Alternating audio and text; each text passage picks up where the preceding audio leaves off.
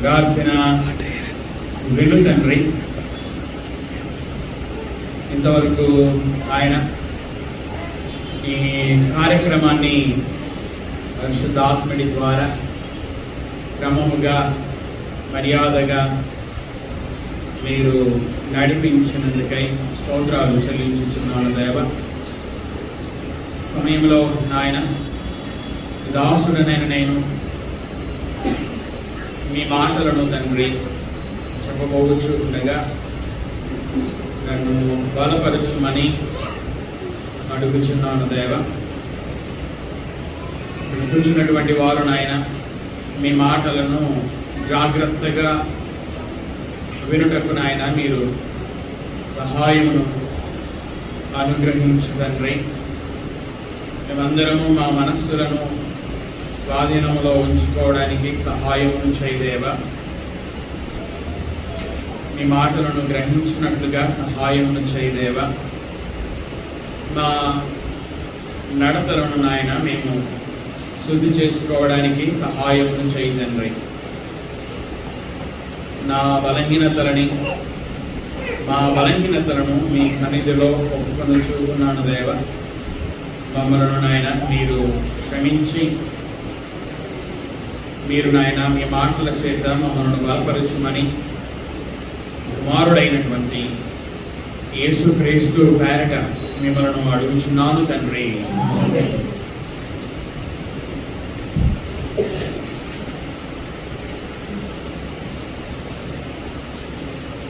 సమయంలో దేవుని గ్రంథములో నుండి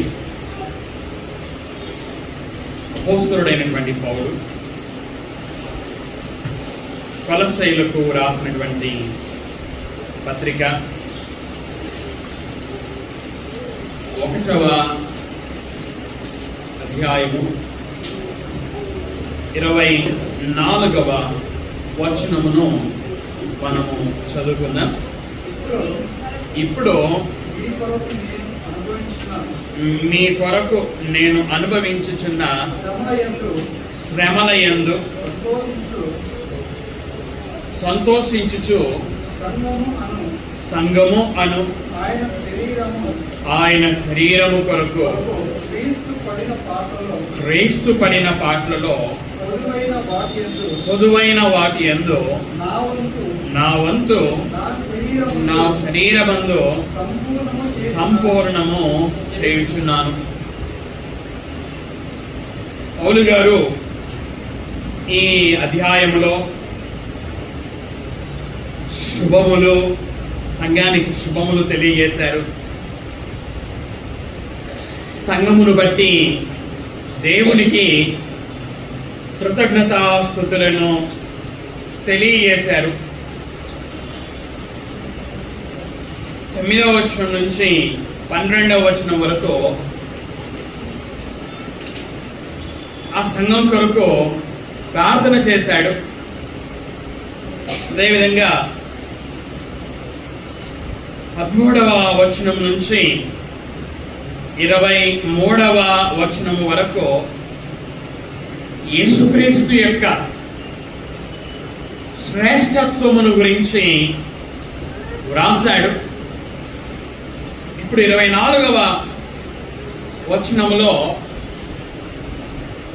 సంఘము కొరకు తాను అనుభవించినటువంటి శ్రమలను గురించి ఇక్కడ వ్రాసాడు.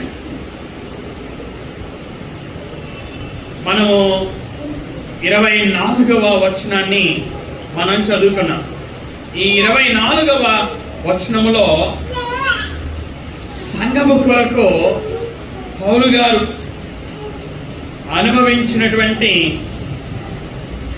ఆ శ్రమలను గురించి వ్రాయడాన్ని మనము చదువుకున్నాం. ఇప్పుడు మీ కొరకు నేను అనుభవించుచున్న శ్రమల యందు సంతోషించుచు. నేను అనుభవించుచున్న శ్రమలు. అపోస్తలుడైనటువంటి పౌలు ఫిలిప్పీ సంఘానికి పత్రికను వ్రాస్తూ 3వ అధ్యాయము 10వ వచనంలో తనను గురించి ఈ విధంగా వ్రాసుకున్నాడు. ఏ విధము చేతనైనను మృతులలో నుండి నాకు పునరుత్థానము కలగవలెనని ఆయన మరణ విషయంలో సమాన అనుభవం గలవాడనై ఆయన పునరుత్థాన బలమును ఎరుగు నిమిత్తమును ఆయన శ్రమలలో అనగా యేసుక్రీస్తు శ్రమలలో పాలివాడనగుట ఎట్టిదో ఎరుగు నిమిత్తమును సమస్తమును నష్టపరుచుకొని వాటిని పెంటతో సమానముగా ఎంచుకొనుచున్నాను. వేటిని నష్టపరుచుకున్నాడు, వేటిని పెంటతో సమానముగా ఎంచుకున్నాడు అంటే అదే 3వ అధ్యాయంలో 5వ వచనం నుంచి మనం చదివితే అర్థమవుతుంది. 8వ దినమున సున్నతి పొందితిని, ఇశ్రాయేలు వంశపు వాడు, బెన్యామీను గోత్రంలో పుట్టినవాడు, హెబ్రీయుల సంతానమైన హెబ్రీయుడు, ధర్మశాస్త్ర విషయం పరిసయ్యుడు, ఆసక్తి విషయం సంఘమును హింసించినవాడు, ధర్మశాస్త్రము వలని నీతి విషయమై అనిందుడు. ఇవన్నీ కూడా ఇతనికి లాభకరములైనటువంటివి. అయితే క్రీస్తు నిమిత్తం వీటన్నిటినీ నష్టపరుచుకున్నాడు, పెంటతో సమానముగా ఎంచుకున్నాడు. క్రీస్తు నిమిత్తం అంటే ఆయన పునరుత్థాన బలమును ఎరగడం కొరకు ప్రత్యేకంగా మన అంశానికి సంబంధించి ఆయన శ్రమలలో పాలివాడనగుట ఎట్టిదో ఎరగడము కొరకు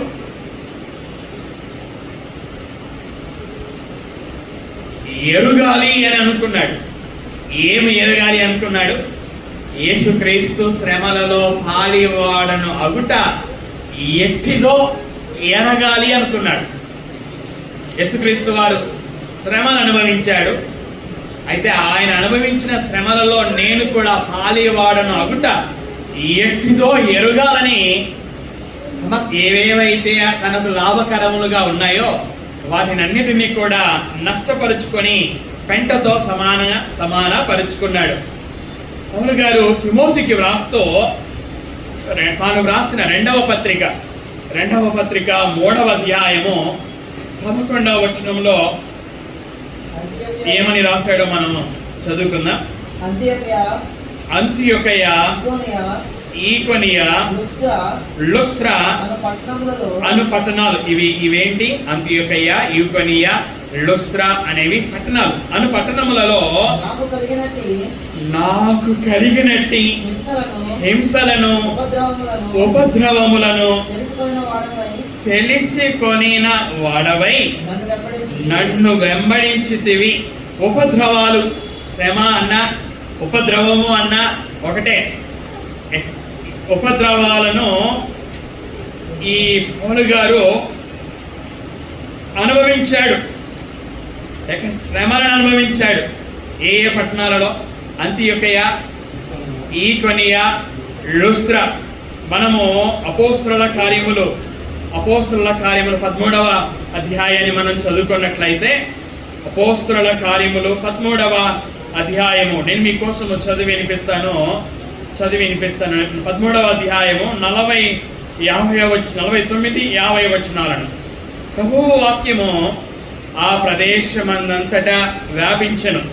కానీ యూదులు, పౌలు గారు ఇక్కడ అంతియొక్క పట్టణంలో ఉన్నాడు, యూదులు భక్తి మర్యాదలు గల స్త్రీలను, ఆ పట్టణపు ప్రముఖులను రేపి పౌలునకును బర్నబాకును హింస కలగజేసి వారిని తమ ప్రాంతముల నుండి వెళ్ళగొట్టిరి.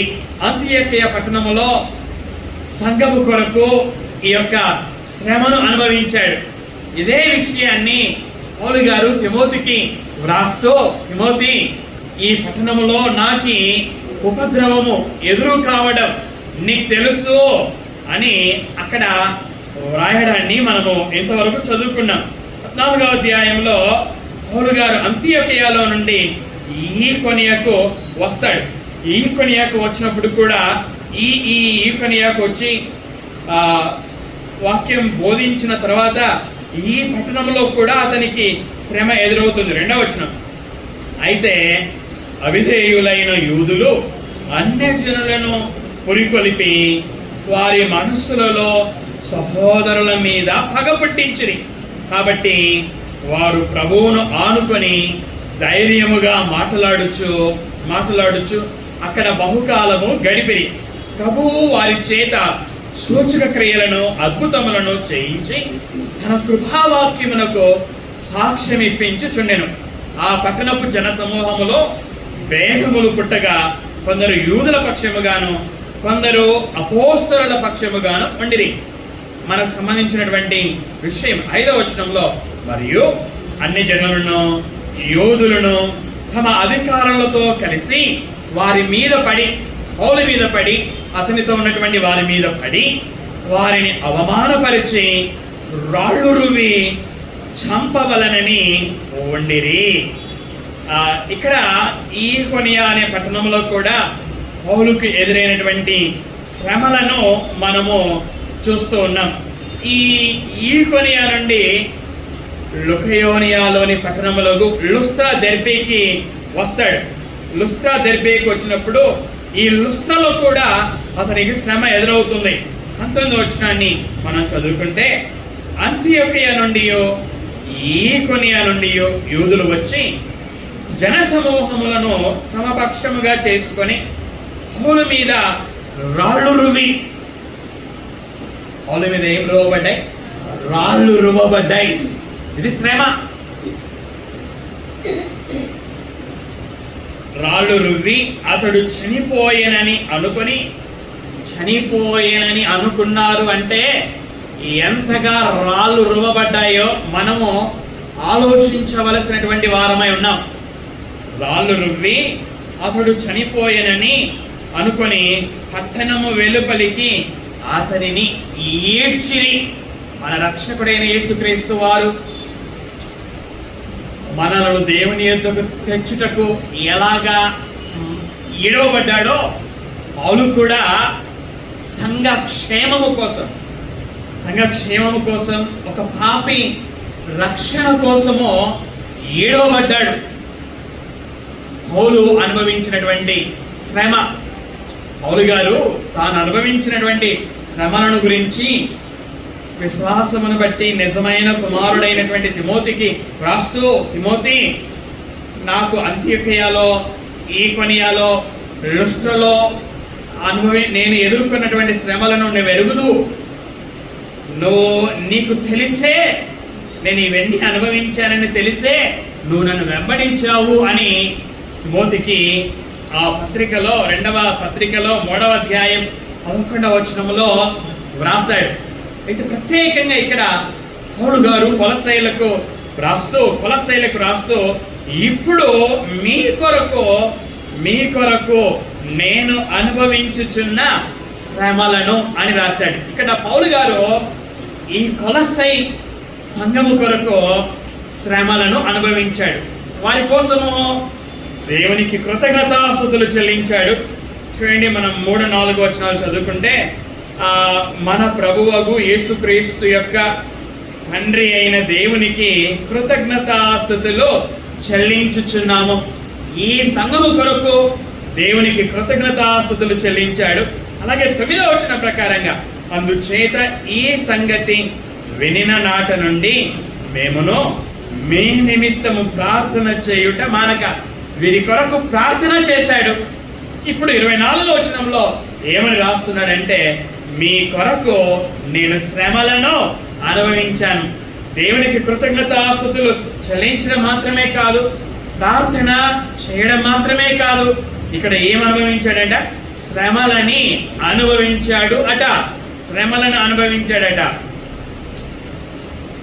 అంత్యోకియాలో అయితేనేమి, ఈకొనియాలో అయితేనేమి, లుస్త్రలో అయితేనేమి, ఈ కొలస్సీలో కొరకైతేనేమి, పౌలు గారు ఎందుకు శ్రమలను అనుభవించాడు?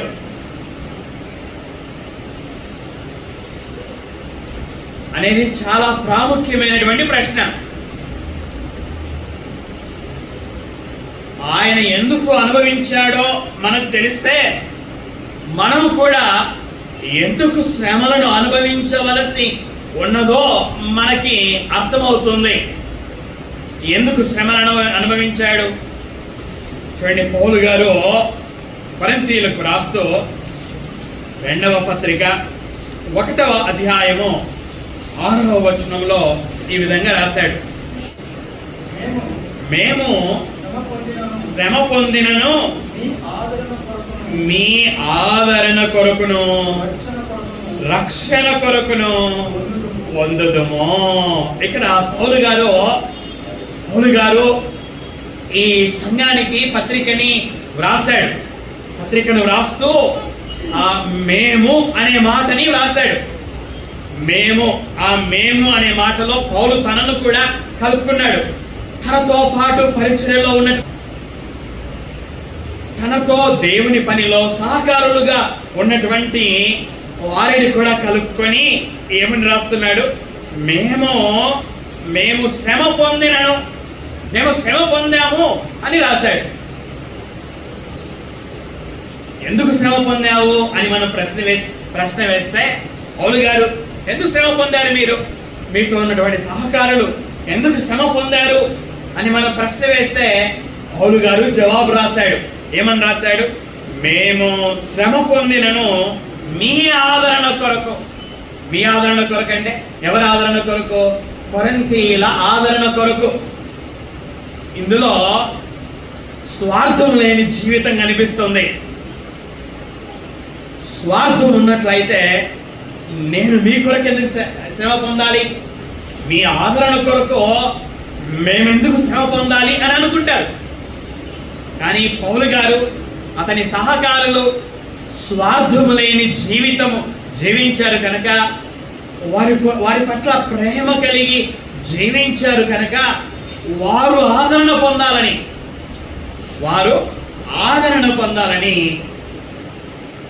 వీరు శ్రమ పొందడాన్ని మనం చూస్తున్నాం. ఆదరణ మాత్రమే కాదు, ఇంకా ఏం రాశాడు పౌలు గారు? మీ ఆదరణ కొరకును రక్షణ కొరకును పొందుదుము. మేము శ్రమ పడినా పర్వాలేదు, మా శ్రమ వలన ఇతర విశ్వాసులు ఆదరణ పొందుతున్నారు, ప్రజలు రక్షణ పొందుకొనుచు ఉన్నారు. కాబట్టి మేము శ్రమలను అనుభవిస్తాం. పౌలు గారు కొలస్సీయుల కొరకు శ్రమలను అనుభవించాడు అని వ్రాయడాన్ని మనం చదువుకున్నాం. వారి కొరకు ఎందుకు శ్రమలను అనుభవించాడు? చూడండి, అదే కొలస్సీయులకు వ్రాసినటువంటి పత్రిక 2వ అధ్యాయము 1-2 వచనాలని మనం చదువుకుందాం. మీ కొరకును లవోదికయ వారి కొరకును శరీర రీతిగా నా ముఖము చూడని వారందరి కొరకును. ఎవరెవరి కొరకంట? మీ కొరకంటే ఎవరి కొరకు? కొలస్సీయుల కొరకు. తర్వాత అయితే ఎవరి కొరకు? లవోదికయ కొరకు. లవోదికయలో కూడా సంఘం ఉంది. లవోదికయ అనేది స్థలం పేరు. ఈ యొక్క స్థలంలో కూడా సంఘము కట్టబడింది. కొలస్సీ సంఘం కోసం, లవోదికయ సంఘస్థుల కోసం శరీర రీతిగా నా ముఖము చూడని వారందరి కొరకును. చదవమ్మా. నేను పౌలను ఎంతగా పోరాడుచున్నానో. తన గురించి ఏమని రాసుకున్నాడు? పోరాడుచున్నాను అని రాసుకున్నాడు.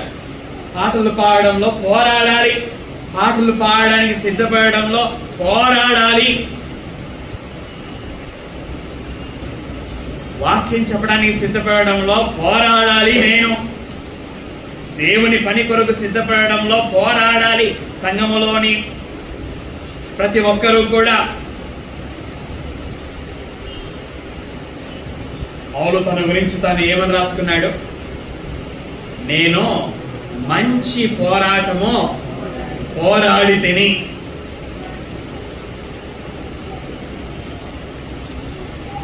ఇక్కడ ఏమని రాస్తున్నాడు? ఎంతగా పోరాడుచున్నానో.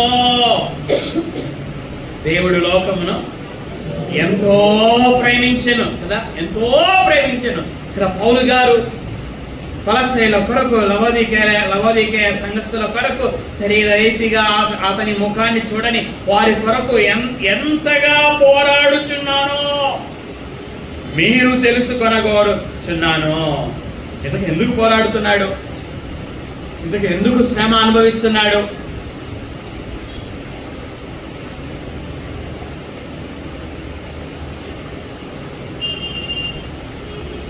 చూడండి, అదే 2వ వచనంలో, వారు ప్రేమయందు అతుకబడి సంపూర్ణ గ్రహింపు యొక్క సకలైశ్వర్యము కలిగిన వారై దేవుని మర్మమై ఉన్న క్రీస్తును స్పష్టముగా తెలుసుకున్న వారై తమ హృదయములలో ఆదరణ పొందవలెనని వారందరి కొరకు పోరాడుచున్నాను. ఎందుకు పోరాడుతున్నాడంటే విశ్వాసులు వారి హృదయాలలో ఆదరణ పొందాలి అని. తన కోసం పోరాడడం లేదు, తన స్వార్థం కోసం పోరాడడం లేదు, తన స్వంత పని కాదు. ఇక్కడ ఎవరి కోసం? కొలస్సీలో ఉన్నటువంటి సంఘస్థుల కోసం, లవోదికేయలో ఉన్నటువంటి సంఘస్థుల కోసం. శరీర రీతిగా అతని ముఖము చూడని వారి కోసం, వారు వారి హృదయాలలో ఆదరణ పొందాలని పోరాటం, ఆదరణ పొందాలని శ్రమ. క్రీస్తు లాంటి మనసు కదా. యేసుక్రీస్తు కూడా ఎందుకు శ్రమ పడ్డాడు? తన కోసం కాదు కదా.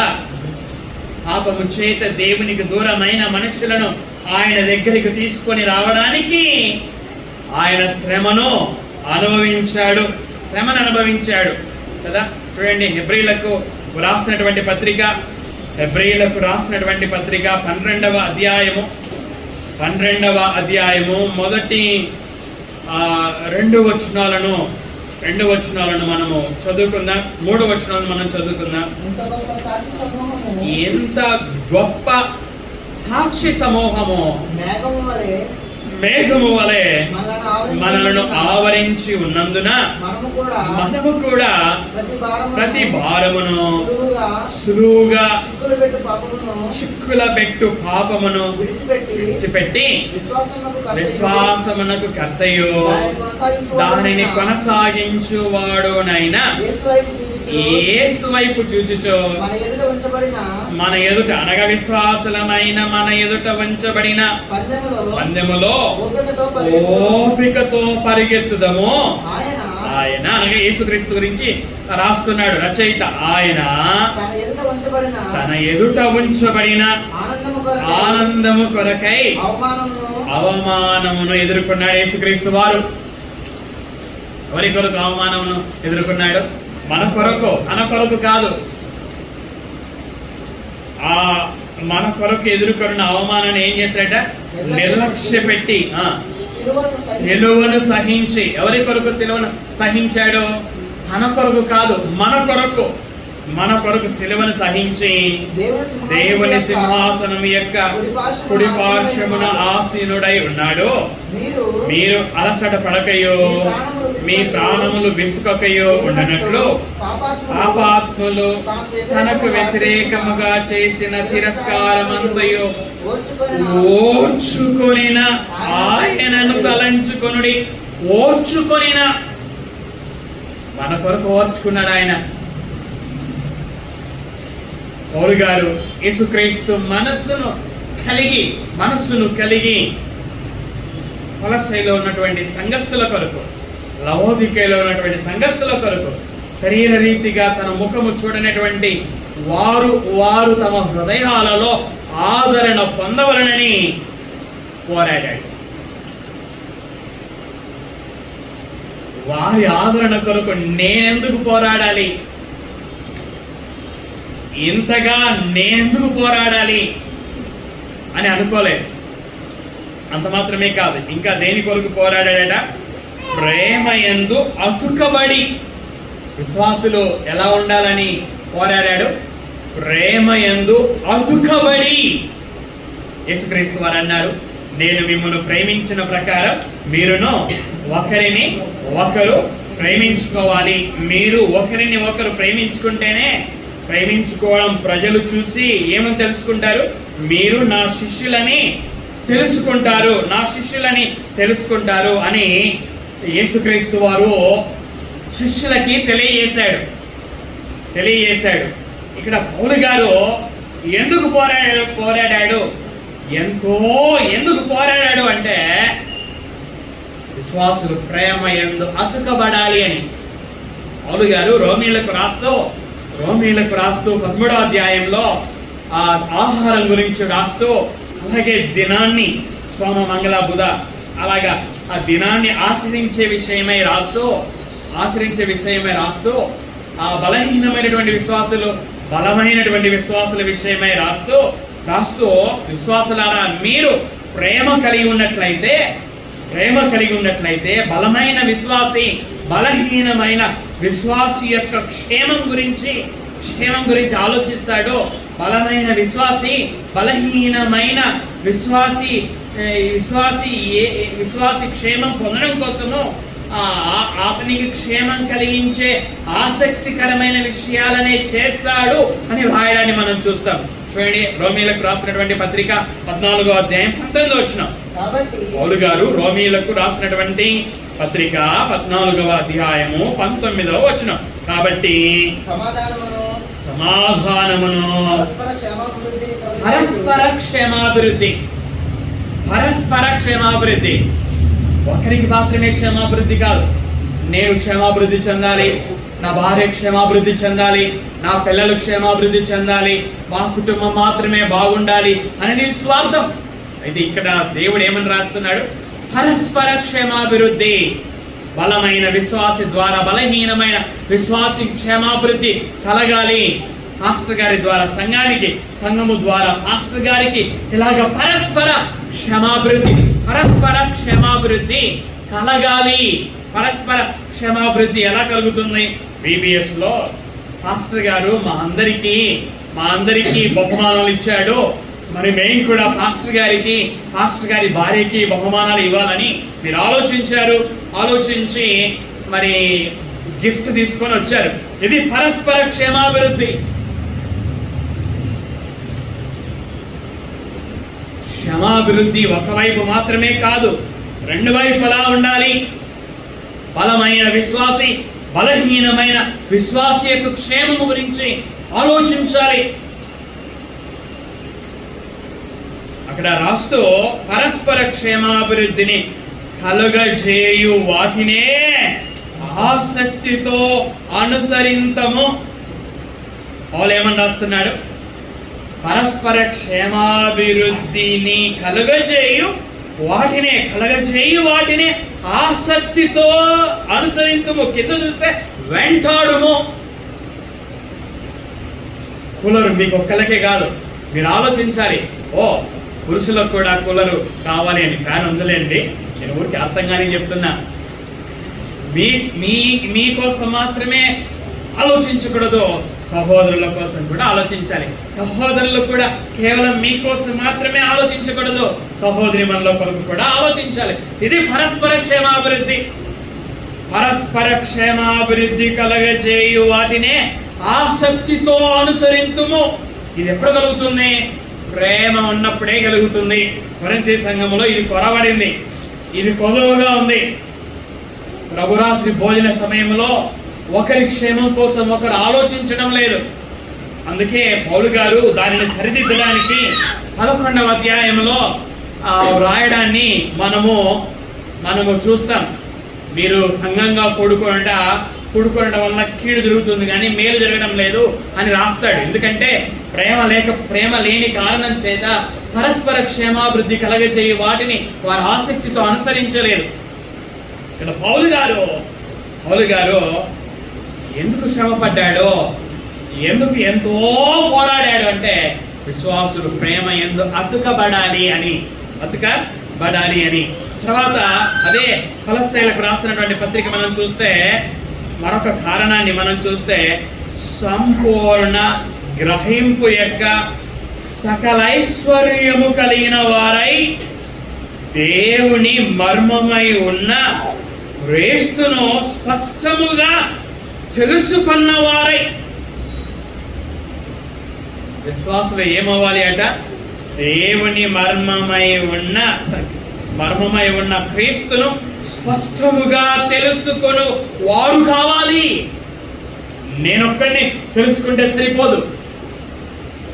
ఫిలిప్పీలకు రాసిన పత్రికలు మనం చదువుకున్నాం కదా, ఆయనను నేను ఎరగాలి, ఆయన పునరుత్థాన బలాన్ని నేను ఎరగాలి, ఆయన శ్రమలలో నేను పాలివాడు నగుట ఎట్టిదో ఎరగాలి. అందరితో ఆగిపోలేదు. నేను మాత్రమే కాదు, యేసుక్రీస్తుని ఎరగాల్సింది విశ్వాసులు. కొలస్సీలో ఉన్నటువంటి విశ్వాసులు కూడా ఎరగాలి, లవోదికీయలో ఉన్న వారు కూడా ఎరగాలి, శరీర రీతిగా నా ముఖము చూడని వారు కూడా ఎరగాలి. వారు దేవుని మర్మమై ఉన్న క్రీస్తును వారు ఆ స్పష్టముగా తెలుసుకున్న వారై. విశ్వాసులు ఎవరిని తెలుసుకోవాలట? చెప్పాలి. ఎవరిని తెలుసుకోవాలట? యేసుక్రీస్తును తెలుసుకోవాలి అట. సహోదరులు, ఎవరిని తెలుసుకోవాలి? విశ్వాసులైన మీరు యేసుక్రీస్తును తెలుసుకోవాలి. ఎలా తెలుసుకోవాలి? స్పష్టముగా తెలుసుకోవాలి. యేసుక్రీస్తు వారు ప్రార్థన చేశారు. ఏమని ప్రార్థన చేశారంటే, తండ్రి, అద్వితీయ సత్యదేవుడవైన నిన్ను నీవు పంపిన నన్ను ఎరుగుటయే నిత్య జీవము. అంటే దేవుణ్ణి ఎరుగుతేనే, ఆయన కుమారుడైన యేసుక్రీస్తుని ఎరుగుతేనే నిత్య జీవం. ఇక్కడ విశ్వాసి యేసును స్పష్టంగా తెలుసుకోవాలి అట. ఎందుకు శ్రమపడ్డాడు పౌలు గారు? విశ్వాసుల ఆదరణ కొరకు, పాపంలో ఉన్నటువంటి వారి రక్షణ కొరకు, విశ్వాసులు ప్రేమ యందు అతుకబడాలి అని, విశ్వాసులు క్రీస్తును స్పష్టంగా తెలుసుకోవాలి అని ఇలాగా నేను శ్రమపడడం ద్వారా పోరాడడం ద్వారా ఒక పాపి రక్షించబడుతున్నాడు. అందువలన దేవుడు సంతోషపడుతున్నాడు. అందువలన ఆయన దూతలు సంతోషపడుతున్నాడు. నేను పోరాడడం ద్వారా విశ్వాసులు ఆదరణ పొందుతున్నారు వారి హృదయాలలో.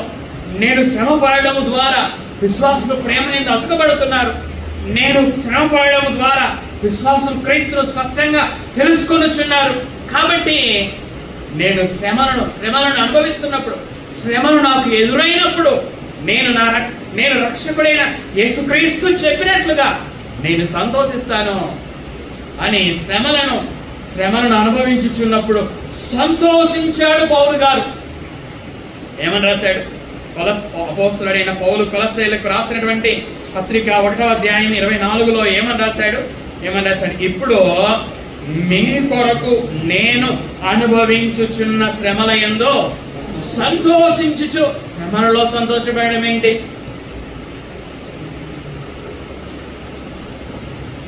లోకంలో ఉన్న ప్రజలు శ్రమలలో సంతోషపడతారా? శ్రమలలో సంతోషపడరు.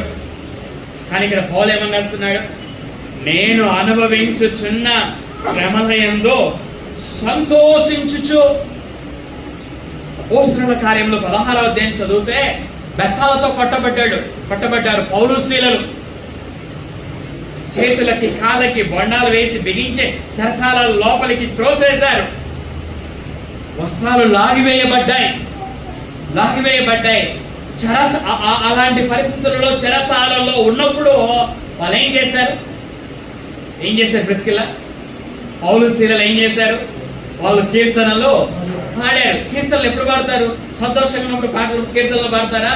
దుఃఖంగా ఉన్నప్పుడు కీర్తనలు పాడతారా? పౌలు యాకోబు గారు రాశారు మీలో ఎవరికైనా సంతోషము కలిగినా అతను ఏం చేయాలి? మీకు వాక్యము అది కంఠస్థం కాదని అర్థమవుతుంది మీరు చెప్పలేదంటే. మీలో ఎవరికైనా శ్రమ కలిగినా అతను ఏం చేయాలి? ప్రార్థన చేయాలి. మీలో ఎవరికైనా సంతోషం కలిగినా అతను ఏం చేయాలి? కీర్తనలు పాడాలి. అంటే కీర్తనలు సంతోషం కలిగినప్పుడు పాడతాం. కానీ చెరసాలలో బెత్తాలతో కొట్టబడి, వస్త్రాలు లాగివేయబడి, చేతిలో కాళ్ళకు బండాలు వేసి చెరసాలలో ఉన్నప్పుడు పాటలు పాడారంటే సంతోషంగా ఉన్నారనే, సంతోషంగా లేరనా? పాటలు పాడారంటే సంతోషంగా ఉన్నారనే కదా. చెరసాలలో సంతోషముతో పాటలు పాడి దేవుని ప్రార్థన చేశారు. ఇక్కడ కొలస్సీలకు రాస్తున్నాడు కదా, ఏమని రాస్తున్నాడు? ఇప్పుడు మీ కొరకు నేను అనుభవించుచున్న శ్రమల యందు సంతోషించుచు అన్నాడు. ఇంతకు ఈ పత్రికను ఎక్కడి నుంచి రాశాడు తెలుసా? చెరసాలలో నుంచి. చెరసాలలో ఉంటూ, వినండి, చెరసాలలో ఉంటూ సువార్త నిమిత్తమై ఖైదీ అయ్యాడు, సువార్త నిమిత్తమై బంధకాలతో బంధించబడ్డాడు. చెరసాలలో ఉంటూ ఏం చేస్తున్నాడు? పత్రిక రాశాడు. చెరసాలలో పాటలు పాడాడు, చెరసాలలో ప్రార్థన చేశాడు, చెరసాలలో ఉండి పత్రిక రాస్తా ఉన్నాడు. పత్రిక రాస్తూ ఏమని రాస్తున్నాడు? నేను మీ కొరకు అనుభవించుచున్న శ్రమల యందు సంతోషించుచు.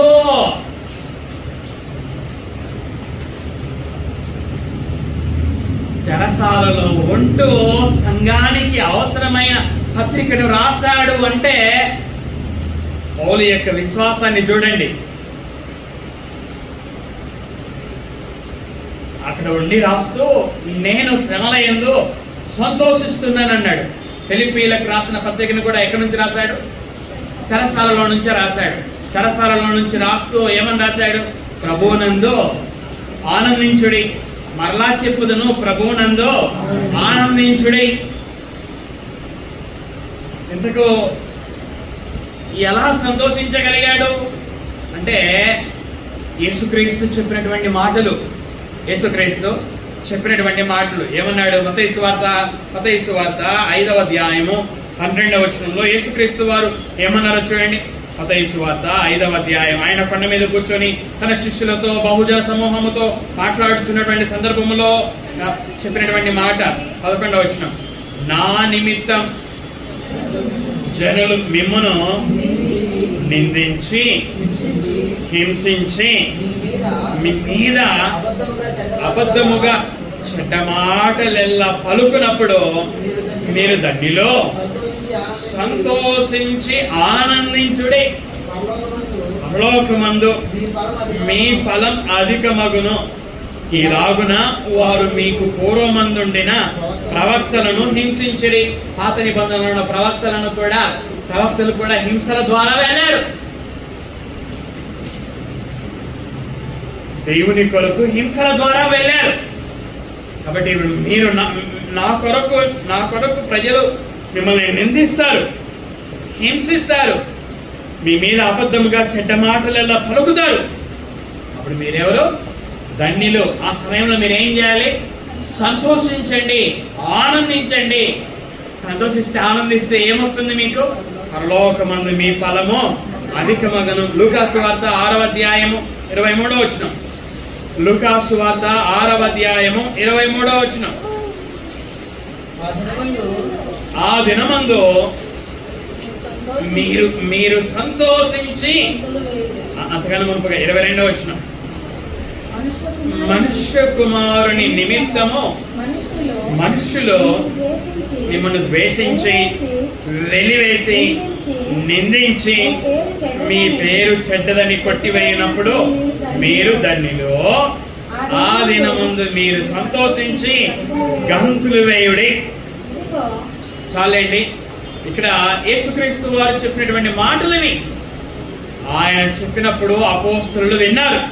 అందుకే అపోస్తలులు సువార్త నిమిత్తమై శ్రమ వారికి ఎదురైనప్పుడు వారు ఏం చేశారో చూద్దాం. చూడండి 5వ అధ్యాయము 40 వచనం 41వ వచనం. అపోస్తలుల కార్యములు 5వ అధ్యాయము 40, 41, 42 వచనాలు. వారతని మాటకి సమ్మతించి అపోస్తలులను పిలిపించి కొట్టించి, అపోస్తలులు కొట్టబడ్డారు. సువార్త నిమిత్తమై కొట్టబడ్డారు. కొట్టబడినప్పుడు వాళ్ళ ప్రతిస్పందన ఎలా ఉంది? చదవండమ్మా. యేసు నామమును బట్టి బోధింపకూడదని ఆజ్ఞాపించి వారిని విడుదల చేసిరి. ఆ నామము కొరకు, ఈ నామము కొరకు, యేసు నామము కొరకు అవమానము పొందుటకు పాత్రులని ఎంచబడినందున. వాళ్ళ అపోస్తలులు వాళ్ళు ఏమని ఎంచుకున్నారు? యేసు నామము కొరకు నిందించబడడం, హింసించబడడం, దూషించబడడం, కొట్టబడడం, బెదిరించబడడం, చెరసాలలో వేయబడడం, ఇళ్లలో నుండి ఈడవబడడం, చంపబడడం, వీటన్నిటిని అపోస్తలులు ఏమనుకున్నారు? ఆ నామము కొరకు అవమానం పొందుటకు పాత్రులం, మాకు భాగ్యమో, యేసు నామము కొరకు వీటినన్నిటిని అనుభవించడం మాకు భాగ్యమో అని వాళ్ళు భావించారు. అందుకే వాళ్ళు సంతోషించగలిగారు కదా. ఎంచబడినందున వారు సంతోషించుచు మహాసభ ఎదుట నుండి వెళ్ళిపోయి, వారు అవమానంగా ఫీల్ కాలేదు. వాళ్ళు అందరి ముందర నిందించారు, దూషించారు, ఈడ్చారు, కాళ్ళతో కొట్టారు. ప్రజలందరూ చూస్తుంటే ఇలా జరిగింది, మాకు ఇలా జరిగిందని వాళ్ళు బాధపడలేదు, సిగ్గుపడలేదు. యేసు నామము కొరకు ఇవన్నీ అనుభవించడానికి మాకు భాగ్యం ఇదే అని వారు యేసుక్రీస్తు చెప్పినటువంటి మాటల ప్రకారంగా నడుచుకున్నారు కనుకనే వాళ్ళు సంతోషించగలిగారు. పౌలు కూడా కొలస్సీలకు రాస్తూ ఏమని రాశాడు? నేను మీ కొరకు అనుభవించుచున్న శ్రమలయందో సంతోషించుచు. ఎందుకు సంతోషించగలిగాడు అంటే పౌలుకి తెలుసు, నా శ్రమల వలన సంఘానికి క్షేమం కలుగుతుంది. చూడండి, అపోస్తలుడైన పౌలు ఫిలిప్పీలకు రాసినటువంటి పత్రిక 1వ అధ్యాయము 13-14 వచనాలను మనం చదువుకున్నాం. 13-14 వచనాలు.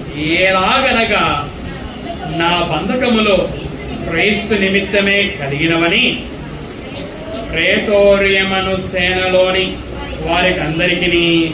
తక్కిన వారికందరికీ స్పష్టమాయను. మరియు సహోదరులైన వారిలో ఎక్కువ మంది, ఈ మాటలు చూడండి, సహోదరులైన వారిలో ఎక్కువ మంది నా బంధకముల మూలముగా, దీని మూలంగా నా బంధకముల మూలముగా ప్రభువునందు స్థిర విశ్వాసం గలవారయ్యారు. నిర్భయముగా దేవుని వాక్యం బోధించుటకు మరి విశేష ధైర్యం తెచ్చుకున్నారు. నేను సువార్త కొరకు బంధించబడి చెరసాలలో ఉండడం ద్వారా సంఘానికి ఏమైంది? సంఘానికి మేలైంది, క్షేమమైంది. అంటే ఏం మేలైంది? సంఘములోని విశ్వాసులు ఏమయ్యారు? ప్రభువును స్థిర విశ్వాసం గలవారయ్యారు. మనకు అర్థం కావడానికి ప్రవీణ్ పగడాల గారు చంపబడినప్పుడు ఎంతో మంది విశ్వాసులు స్థిర విశ్వాసం గలవారయ్యారు. ప్రవీణ్ పగడాల గారు చంపబడము ద్వారా ఎంతో మంది సేవలో ఇంకా బలపడుతూనే ఉన్నారు. ఇక్కడ పౌలు గారు రాస్తున్నారు, నా బంధకముల మూలంగా విశ్వాసులు స్థిర విశ్వాసం గలవారవుతున్నారు. భయము లేకుండా దేవుని వాక్యం బోధించుటకు మరి విశేష ధైర్యం తెచ్చుకొనుచున్నారు. పౌలు ఇవన్నీ కూడా ఎరిగినవాడు. నా శ్రమల వలన విశ్వాసులు స్థిర విశ్వాసం గలవారవుతున్నారు. దేవుని వాక్యం బోధించడానికి విశేష ధైర్యం తెచ్చుకుంటున్నారు. నా శ్రమల వలన ఆదరణ కలుగుతుంది. నా శ్రమల వలన ఒక పాపి రక్షించబడుతున్నాడు. నా శ్రమల వలన ఒక విశ్వాసులు ప్రేమయందు అతుకబడుతున్నారు. నా శ్రమల వలన వాళ్ళు క్రీస్తును స్పష్టంగా తెలుసుకొనుచున్నారు. కనుక నా వలన ఇంతమంది విశ్వాసులకి క్షేమం కలుగుతుంది. కనుక నేను శ్రమలని ఇంకా ఎదుర్కొంటాను, శ్రమలను నేను సహిస్తాను, శ్రమలలో నేను సంతోషిస్తాను. క్రీస్తు వంటి మన సంఘము కోసం, ఒక పాపి రక్షించబడడం కోసం, అలాగే సంఘ క్షేమము కొరకు పౌలు అనుభవించుచున్న శ్రమలను గురించి రాస్తా ఉన్నాడు. పౌలు గారు కొలస్సీలకు రాసినటువంటి పత్రిక 1వ అధ్యాయం 24వ వచనంలో, ఇప్పుడు మీ కొరకు నేను అనుభవించుచున్న శ్రమల యందు సంతోషించుచు సంఘము అను ఆయన శరీరము కొరకు క్రీస్తు పడిన పాటలలో, క్రీస్తు పడిన పాటలు అంటే వేదన, బాధ, శ్రమ ఎవరు అనుభవించారు?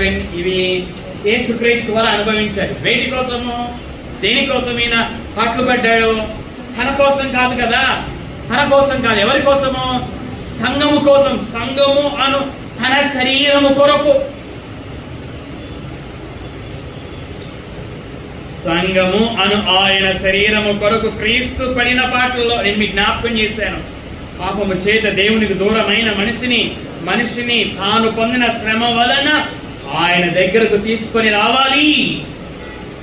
ఆయన దగ్గరికి తీసుకొని రావడం కొరకే శ్రమ పొందాడు. తన రక్తము చిందించాడు, అందుకే సంఘము స్థాపించబడింది. తన రక్తముతో దేవుని కొరకు కొన్నాడు. క్రీస్తు వంటి మనస్సు కలిగిన పౌలు ఇప్పుడు ఏమని రాస్తున్నాడు? సంఘము అను ఆయన శరీరము కొరకు క్రీస్తు పడిన పాటలలో కొదువైన వాటి యందు. కొదువైన వాటి యందు అంటే ఇక్కడ మనము తప్పుగా అర్థం చేసుకోకూడదు. అంటే యేసుక్రీస్తు వారు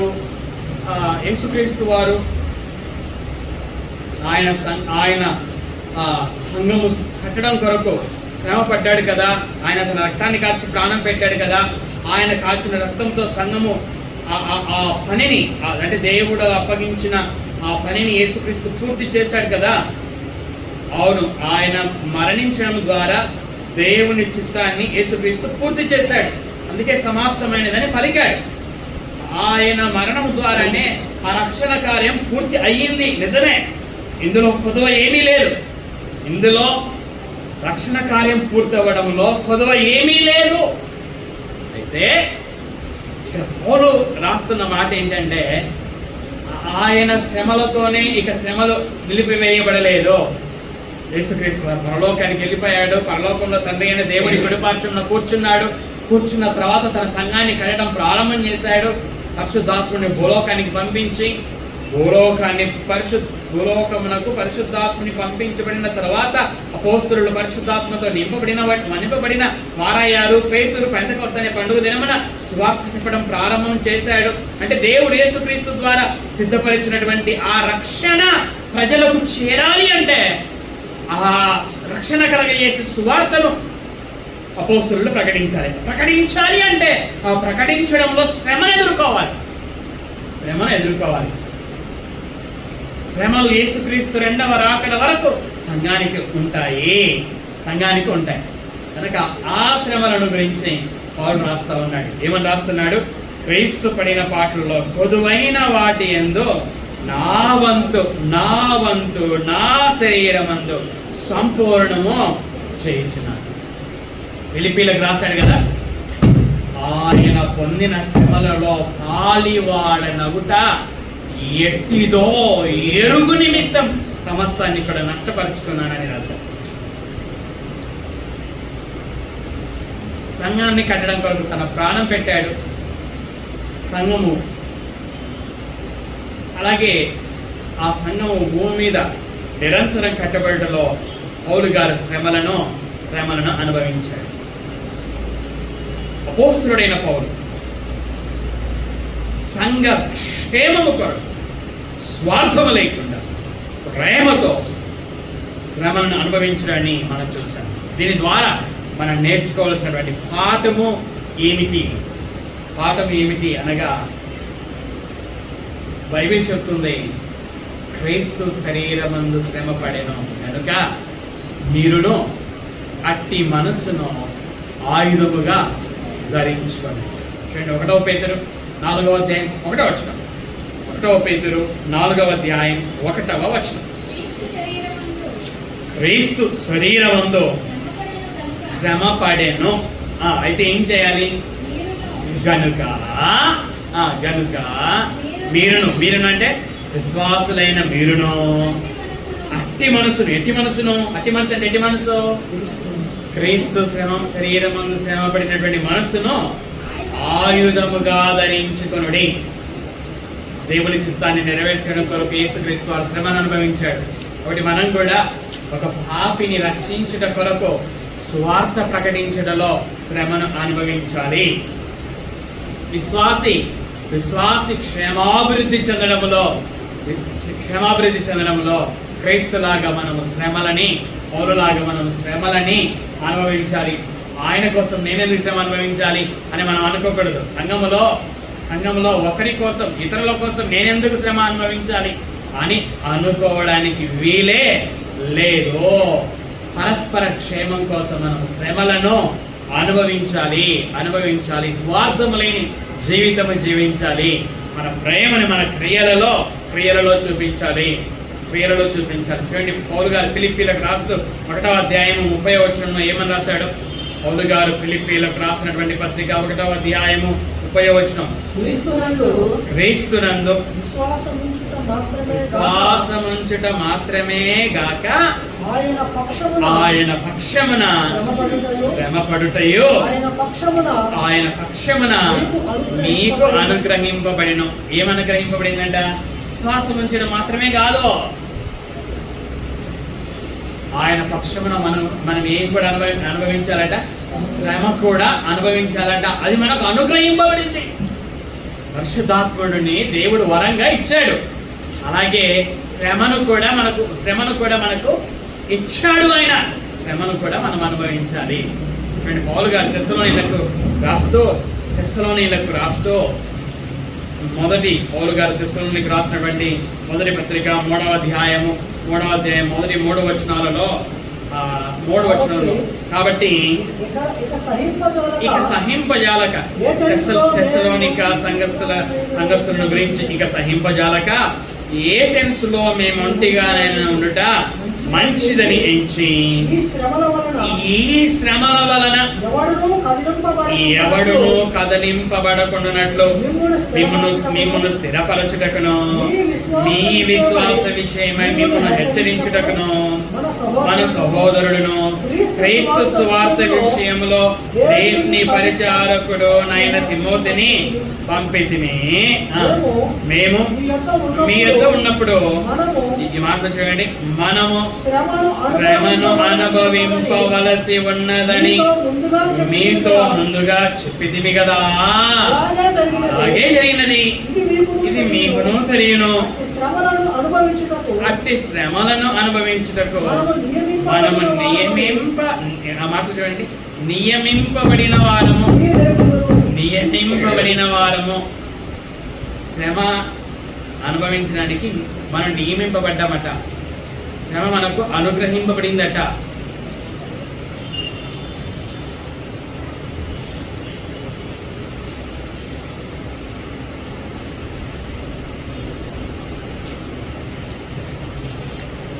పాపి రక్షణ కోసం మనం శ్రమను అనుభవించవలసిన వారమే ఉన్నాం. విశ్వాసి ఆదరణ పొందడం కొరకు, విశ్వాసి ప్రేమయందు అతుకబడడం కొరకు, విశ్వాసి క్రీస్తును స్పష్టంగా తెలుసుకోవడం కోసం, విశ్వాసి క్షేమాభివృద్ధి పొందడం కోసం మనం ఏమనుభవించాలి?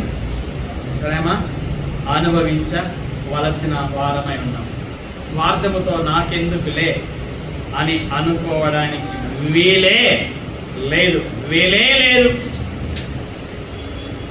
క్రీస్తు వంటి మనస్సు మనము కలిగి పాపి రక్షణ కోసం, అలాగే సంఘ క్షేమం కోసం మనము శ్రమలను మన రక్షకుడైన క్రీస్తు వలె, పౌలు వలె అనుభవించవలసినటువంటి వారమై ఉన్నాం. చెప్పి అలా పాటించకపోతే నన్ను నేను మోసపరుచుకుంటాను. విన్న మీరు ఈ 50 నిమిషాలు విన్నటువంటి మీరు విని పాటించకపోతే మిమ్మల్ని మీరు మోసపుచ్చుకుంటారు. దేవుడు తన మాటలను వినిపించింది విడిచిపెట్టడానికి కాదు.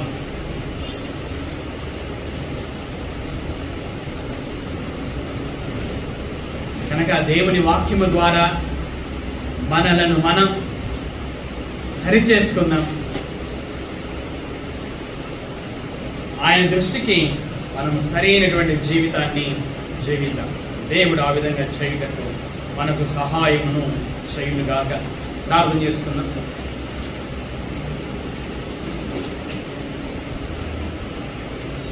ప్రార్థన విను తండ్రి, ఇంతవరకు నాయన ఈ మాటలు చెప్పడంలో నన్ను బలపరిచినందుకై స్తోత్రాలు చెల్లించుచున్నాను దేవ.